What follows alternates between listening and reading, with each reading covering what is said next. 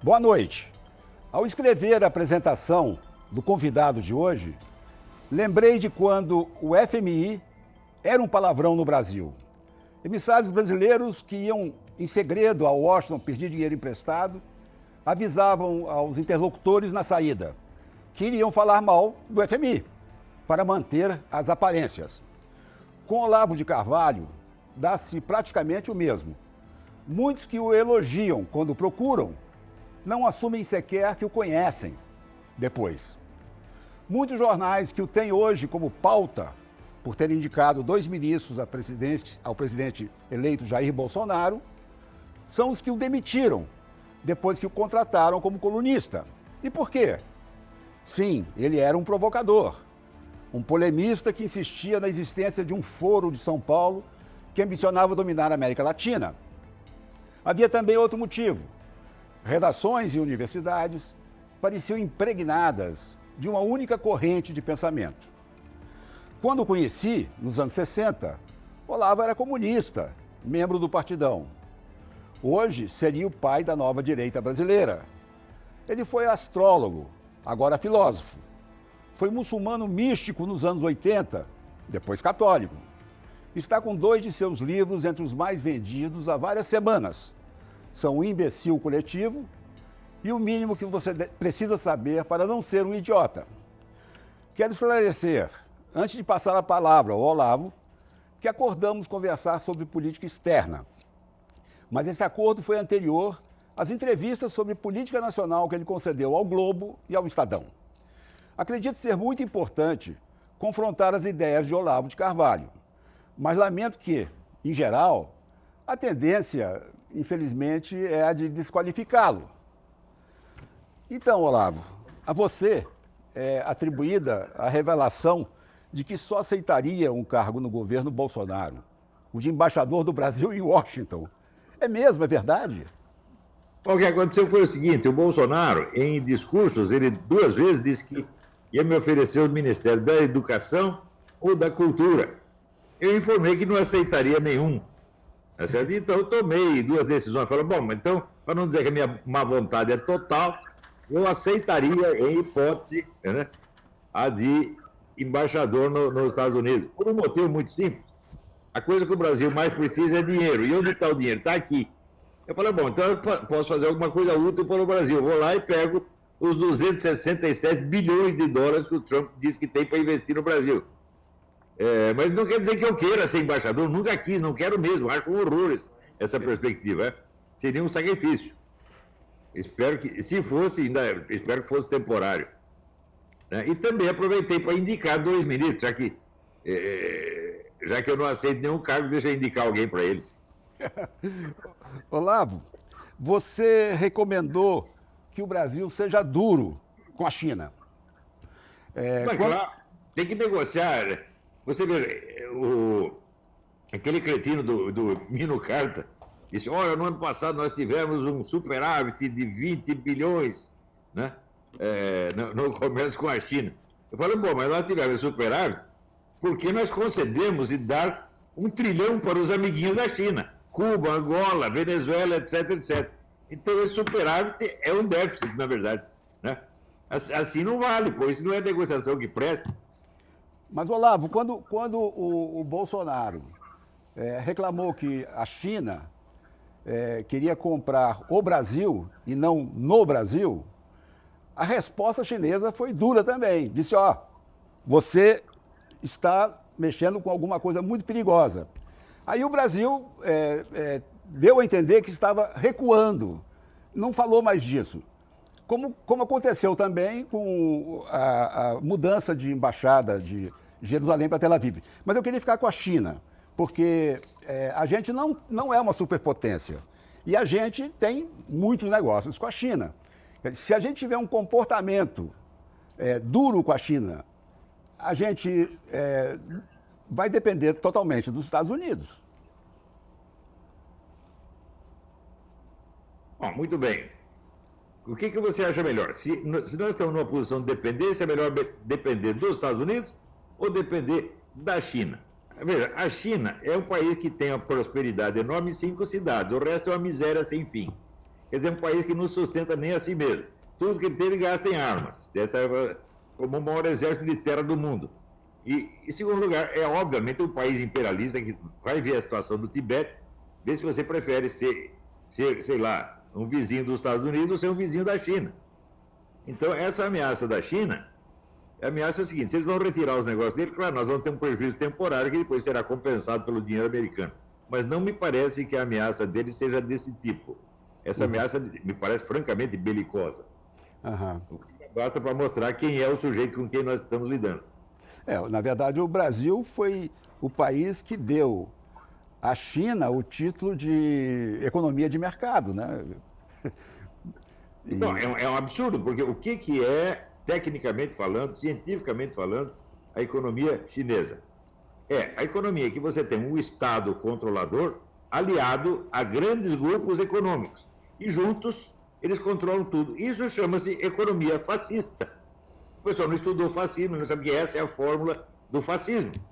É uma espécie de socialismo meia bomba, tá entendendo? Olavo, você ganhou o Green Card por mérito, né? Sim, é o que eles chamam de Genius Visa. Veja, isso quer dizer o seguinte: esse cara ficou reclamando que eu não tenho diploma. Falou: olha, eu passei na banca examinadora mais exigente do mundo, que é o do Homeland Security, né? Me exigiram 4.000 páginas de documentos, quer dizer, o currículo com todas as provas. Então, ali tem o reconhecimento pelo governo americano da importância universal do meu trabalho. Então, se você acha que agora, depois disso, eu estou ligando para a opinião do Mino Carta, do Gilberto de Menstein, Agora, você então votou na eleição? Não votou. O Ricardo Genius Visa, ele não te torna um cidadão americano. Tá. É considerado assim: eu não sou um imigrante e também não sou um cidadão. Eu sou considerado um hóspede. Um hóspede ilustre, mas apenas um hóspede. Eu estava aqui lendo você e comparando com com o principal do Trump hoje. Ele diz America First, que na verdade é eu first, contra o mundo globalizado, acordos multilaterais. Você, filósofo, prioriza o indivíduo e não o coletivo. Há uma relação entre as duas coisas? Não, aí tem que recuar um pouco para explicar. Qualquer estudante de filosofia sabe que as opiniões que um filósofo tem a respeito de assuntos do dia, vamos dizer, da política da sociedade, tem que ser interpretado em função dos princípios mais fundamentais e permanentes da filosofia dele. No Brasil, os caras estão fazendo o contrário. Estão interpretando a minha filosofia em função de opiniões que eles ouviram, até reproduzidas por terceiros, de opiniões que eu tenho, que eles acham que eu tenho. Ora, se você for ver quais são os princípios da minha filosofia política, eles são dois. Em primeiro lugar, a parte geral, teórica da filosofia política só pode ser de ordem metodológica. Ela não pode ter, vamos dizer, um elemento guiador do tipo assim: qual é o modelo de sociedade, o que a sociedade deve ser, não deve não ser. Toda aquela parte da ética política, eu suprimo tudo isso. Para quê? Para evitar a contaminação ideológica. E a segunda parte deve se constituir de estudos de casos. É só isso que eu faço em filosofia política: ou considerações metodológicas ou estudos de casos. Portanto, você diz que eu privilegio o indivíduo. Bom, eu privilegio não por um princípio ético, que o indivíduo não pela argumentação liberal geral, nunca isso. Eu privilegio o indivíduo porque eu acredito muito na teoria da ação humana. Quer dizer, tudo que existe, existe por ação de indivíduos e grupos. Eu não acredito que entidades abstratas como a classe, ou o Estado, ou a nação, sejam agentes. O que é agente o que age são pessoas. Então você tem que conhecer um por um. Então esse é o princípio do individualismo metodológico, por assim dizer. Prova de que isso funciona é que todas as previsões que eu fiz com base no meu método sempre deram certo, enquanto todos esses lindos especialistas sempre erraram. Agora a eleição do Bolsonaro é a mesma coisa. 20 anos atrás eu disse: o primeiro candidato que se apresentar com um programa conservador vencerá. Todo mundo achou que era loucura. Venceu. Olavo, o Trump É o exemplo talvez mais eloquente do avanço da direita no mundo, né? Na Europa, vários países passaram a ser de direita, populistas. A única coisa que destoa é o avanço na Câmara dos Democratas, aí nos Estados Unidos. No Brasil, o Bolsonaro. Você acha que esse movimento continua? Eu estive vendo as reclamações do Bauman na Europa, de que ele não pode, de que ele só conseguiu influenciar 4 de todos os países que ele gostaria. E que o maior impedimento são as leis europeias. Você acha que chegou ao auge esse movimento ou ele vai prosseguir? Olha, eu não sei. Isso aí, você vê que em todo mundo a política é pendular. Aqui nos Estados Unidos você tem os democratas republicanos, na Inglaterra você tem os conservadores trabalhistas e assim por diante. Quer dizer, às vezes a direita está no poder, às vezes a esquerda. E esse negócio é cíclico, ninguém pode contar com a hipótese de ficar no poder eternamente. Agora, no Brasil só havia a esquerda. Isso durante 50 ou 60 anos. Você veja, todas as pesquisas de opinião mostram que o povo brasileiro é acentuadamente conservador. E, no entanto, num país de maioria conservadora, você não tinha um partido conservador, um jornal diário conservador, um canal de TV conservador, uma universidade conservadora, nada. Então, isso quer dizer, a maioria não tinha canais de expressão. A maioria estava excluída da política. Só podia entrar na política se fosse para votar no candidato da esquerda. Então, o que fazia o sujeito conservador? Ele votava no que existia. Então, por exemplo, votou no Lula. Por quê? Porque não tinha outro. O Lula, em 2 eleições, comemorou o fato de que todos os candidatos eram de esquerda. E disse que isso, para ele, era a perfeição da democracia. Isso, para mim, é ditadura. Então, o que eu achei é que tinha que existir uma direita, pô. Então, vamos fortalecer a direita para ela poder existir. Agora existe. Agora, a mídia inteira reagiu a isso como se fosse um escândalo dos escândalos, mostrando o seguinte: eles não estão preparados para aceitar um governo de direita. Portanto, eles não aceitam o rodízio de poder. Então, quer dizer o seguinte: eles têm uma mentalidade não apenas comunista, mas comunista totalitária.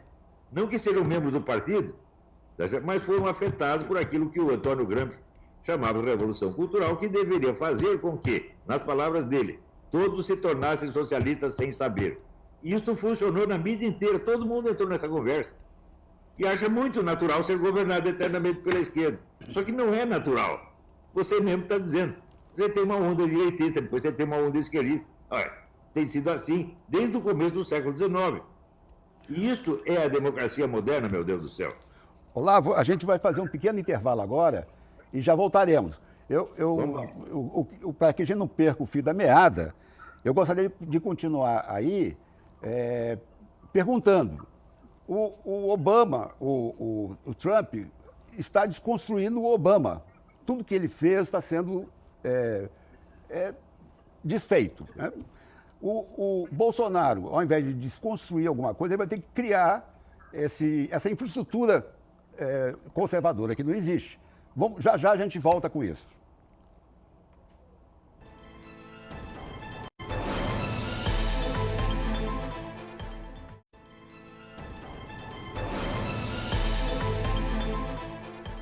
Um Olhar sobre o Mundo está de volta. A gente conversa com o filósofo Olavo de Carvalho. Ficou no intervalo a pergunta: o Trump desconstrói e o Obama e o Bolsonaro tem que construir. É mesmo uma tarefa?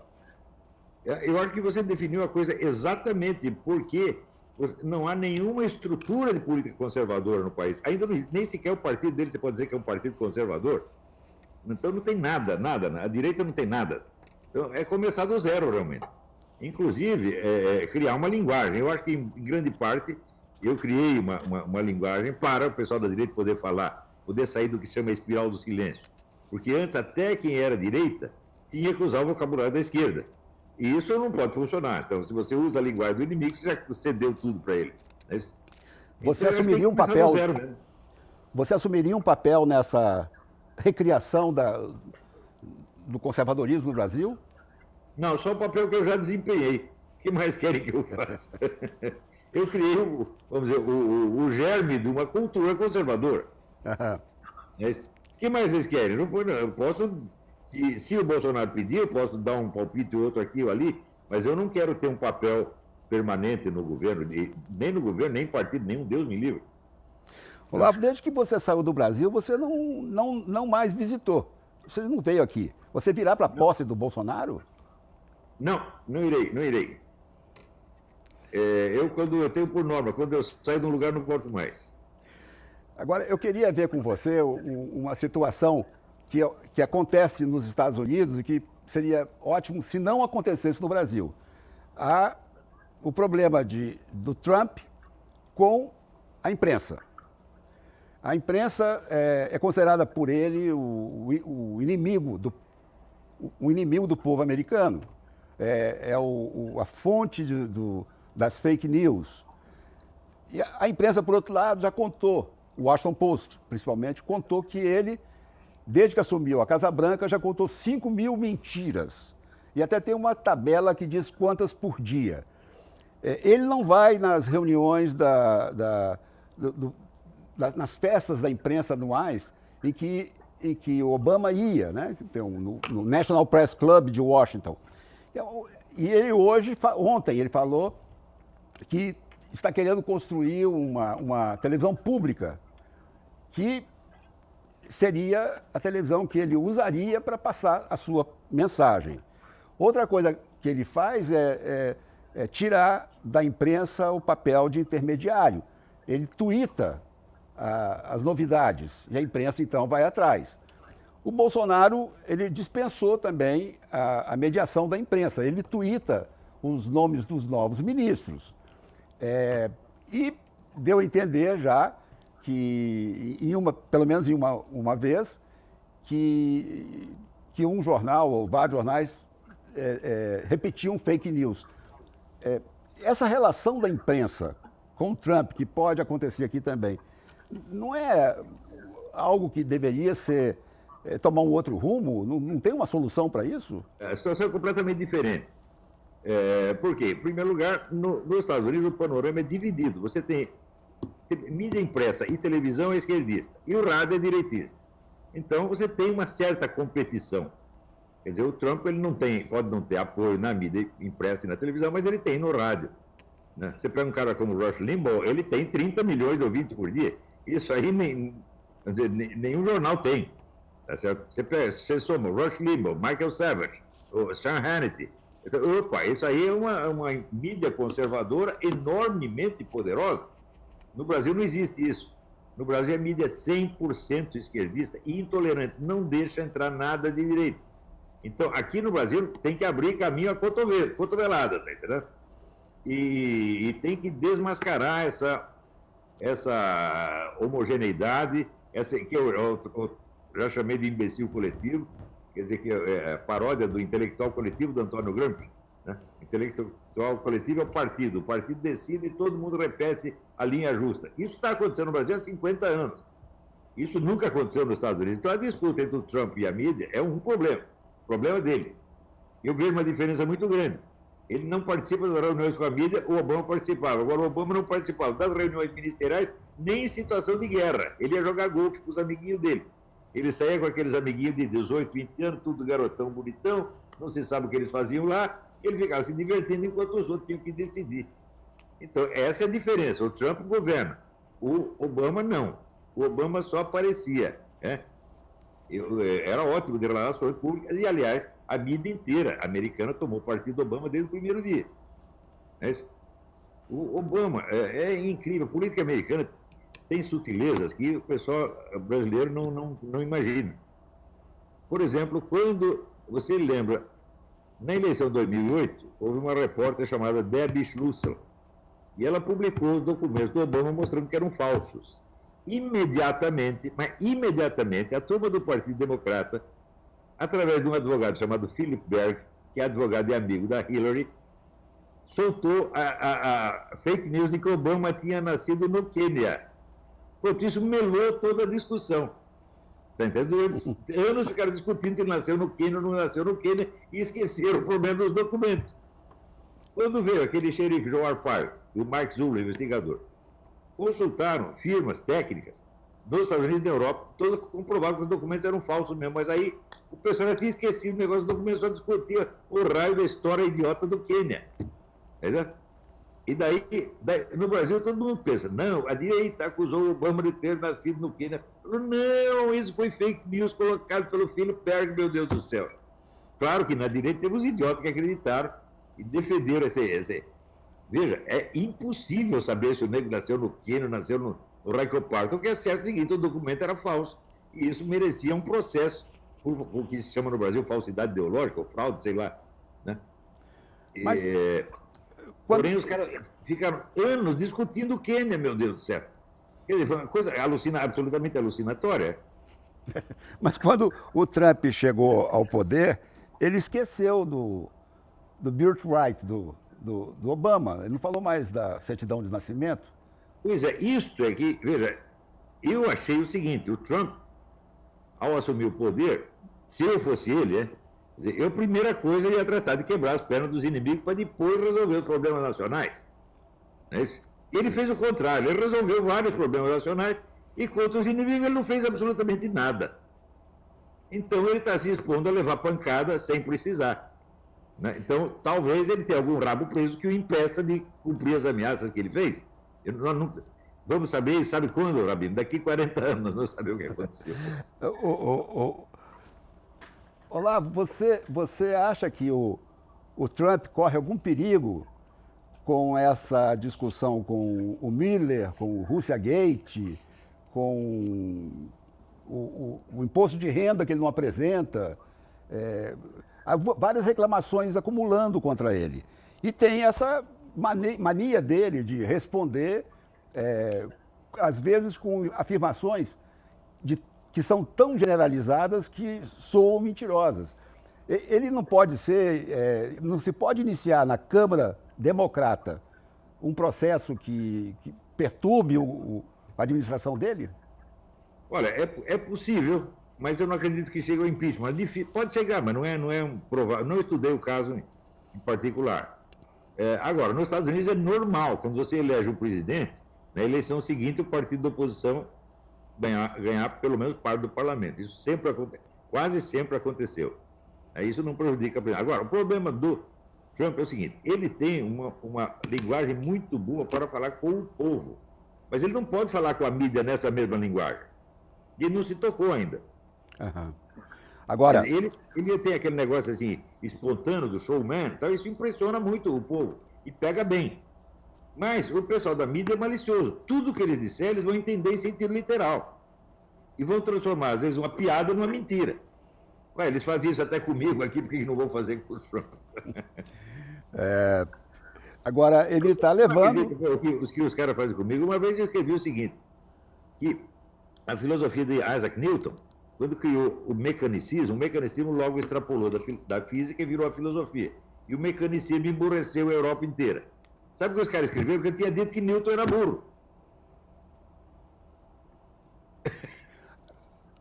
Então, a repórter faz isso mesmo, você conhece a turma. Né? Olavo, o crime daquele saudita Khashoggi no consulado saudita de Istambul chocou o mundo. E a gente vê agora o Trump protegendo o príncipe herdeiro saudita. Tem aí seus motivos, tem a paz no Oriente Médio, que vai depender muito do Bin Salman, tem o confronto com o Irã, que pode parar, que vai ter o boicote de petróleo e a Arábia Saudita pode fornecer, tem a guerra com o Iêmen e tem, principalmente, o plano de paz que o Trump está prometendo apresentar para daqui a pouco. Ele não fica impopular com isso? Protegendo? Fica. Mas acontece o seguinte, a Arábia Saudita, você sabe que manda nos Estados Unidos, né? Então não me espanta que o Trump puxe o saco dessa gente. Algum motivo ele deve ter. Agora, isso não é uma coisa boa, isso não anuncia nada de bom. Agora, Olavo, me restam aqui então, é o seguinte, o Trump é um grande administrador, ele continua sendo um grande homem de negócios. né? Ele fez muito bem para a economia americana, muita coisa ele botou em ordem, mas eu não sei se em outras áreas, fora, né, do dinheiro, ele é tão bom assim. Olavo, resta 1 minuto e meio e eu deixo a você esse tempo para que você passe algum recado ou dê alguma conclusão, diga alguma coisa. Dou um recado para a mídia brasileira. Vocês deixem de ser caipira e acreditar que democracia é o governo eterno da esquerda. Democracia é rodízio de partidos no poder. Vocês têm que aprender isso, meu Deus do céu. Ninguém aqui, nem um conservador ou liberal, espera que a direita fique eternamente no poder. Não, um dia a esquerda volta. Só que é o seguinte, vocês não estão preparados para isso. Vocês falam de democracia, mas vocês não têm a menor ideia do que é. Por quê? Durante quase 50 anos, a maioria da população brasileira, conservador, ficou excluída da política, não tinha canais para fazer valer a sua opinião. E vocês achavam isso lindo. Vocês todos da mídia. Então, é o seguinte, vocês são comunistas fanáticos sem saber que são. Se um jornal convidá-lo para ser articulista hoje, você voltaria? Só por muito dinheiro e com garantias trabalhistas formais. Olavo, muito obrigado pelo espaço que nos concedeu, pelo tempo e boa noite. Boa noite aos nossos leitores. Um abração, também. é um enorme prazer rever você, que é um dos grandes jornalistas brasileiros, que foi uma honra trabalhar com você. Obrigado. O Olhar sobre o Mundo de hoje termina aqui. A gente volta na próxima segunda, 15 para as 10 da noite, depois de conversa com Roseanne Kennedy. Até lá. Um esclarecimento. Ao jornalista Minocarta, citado por Olavo de Carvalho, foi oferecido o direito de resposta. Ele respondeu que não vai se pronunciar.